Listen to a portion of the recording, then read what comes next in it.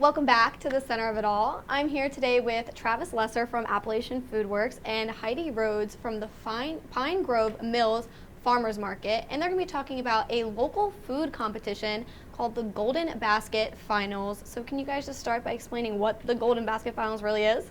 Sure, absolutely. The Golden Basket is a cooking competition that has gone on for years here in Center County. Used to be just at the Boalsburg Farmers Market on Tuesdays. It kind of fell off the wayside here in the last year or so, but we're looking to bring it back with a little bit more flair and exposure.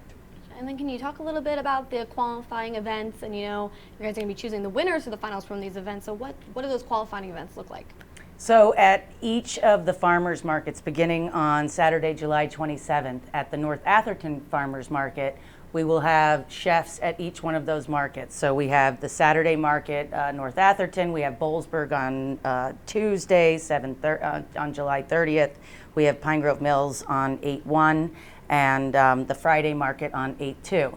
And chefs will come to those markets, and they're going to prepare enough for 100 tastes, and it's going to be a popular vote.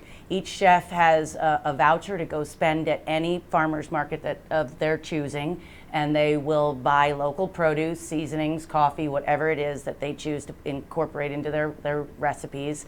And then they'll come with bearing their food, and it'll be a popular vote. And it'll really showcase the local food in our area and give shine to the chefs. And it's really going to benefit the community here in Center County by pushing that. Definitely. So then, for the final competition, the Golden Basket, what exactly is that competition, going to look like? What will all be in that final competition? Right, yeah. So if you've ever watched the TV show Chopped, we're kind of taking a page from their book. There's going to be, the winner of each market is going to be competing. The competition itself will run from 4:30 to 5:30 in MLK Plaza, and each chef will get a kind of box of ingredients. They don't know what it is until the minute they open it up. And then they will have 40 minutes to create a starter course and an entree course. The starter course rather must be plated by the 20-minute mark. There's going to be some communal ingredients that they can use, some oils and things like that. But the five ingredients the surprise ingredients will be all sourced from local farmers, local vendors, local food vendors. They will have that 40 minutes. Our panel of celebrity judges will judge them on presentation, taste, and use of the local ingredients. And they will declare a winner after tasting both courses. Then following that, we will have some live music from the Band Junkies. Luke Cimbala has booked 3 great bands for us, 3 great musical acts for us. Bill Ryan, Matt Jacobs, and the Donnie Burns duo.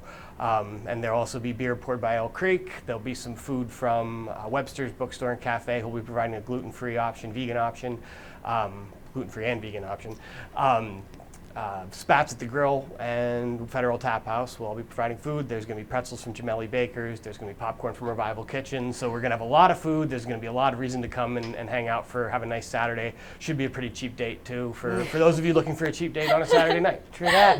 Oh my gosh, a lot of food, which I love because I love to eat, so that sounds awesome. But this is really going to be a community event. It's not just a competition. There's so much more involved in this. Absolutely. We're really trying to shine a light on the local food ecosystem here. We're really trying to get the people that maybe aren't familiar with where their food comes from to really let them know, hey, look, make that connection between what's on your plate in front of you, or what's in your refrigerator, or what's in your pantry. Where's that coming from? That farm you drive by every day? Well, that's where it's coming from. So you're really asking people to think about what's on their plate. Think about where that really came from. And Center County, from what I've experienced, is a great place to find some amazing food. So I really like that you're trying to highlight that.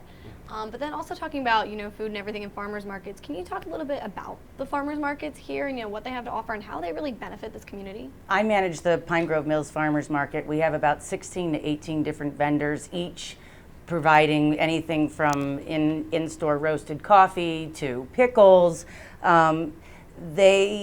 What these vendors bring to our community is fresh food, passion. It's always an educational experience for every shopper.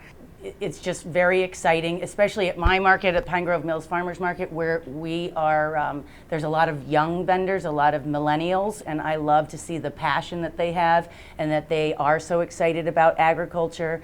They're very collaborative. All these vendors really want to work together, and like as Travis mentioned, it is an ecosystem, and everybody working together. And I love that collaborative spirit, because that's really what it's going to take to save agriculture. And that thinking of, you know, let's all come together to do this really comes into the Golden Basket Finals and what you guys are doing.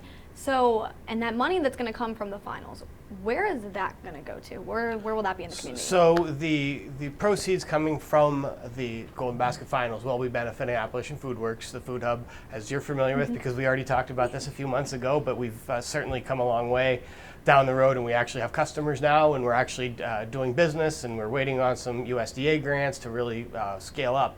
But you know, just like any organization, we need help from the community, so we're simultaneously trying to build awareness for ourselves throughout the community.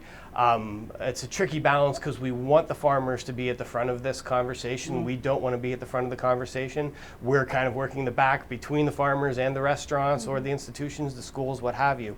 But it's tough to maintain that balance and really get that exposure we need, get that, you know, that popularity, for lack of a better term, that we need, and at the same time stay in the background and do our job and help build everybody up in that way. And so then, just wrapping it up here, you know, what are you looking forward to the most with this Golden Basket Finals, the competition, all of it? What are you most looking forward to? I'm looking forward actually to the chefs coming to the market. I'm really excited to host the chefs and to introduce them to our vendors, let them, in case they haven't, because chefs are always in the kitchen, you know, they typically work like 80 hours a week. I'm excited to bring them out into the field, so to speak, introduce them to our vendors, who are themselves just a plethora of information. I think that connection between the chef and the vendor is really, there's going to be relationship building, and that's what I'm looking forward to the most, is having the chefs come visit and show them the bounty that is our area, and really encourage them.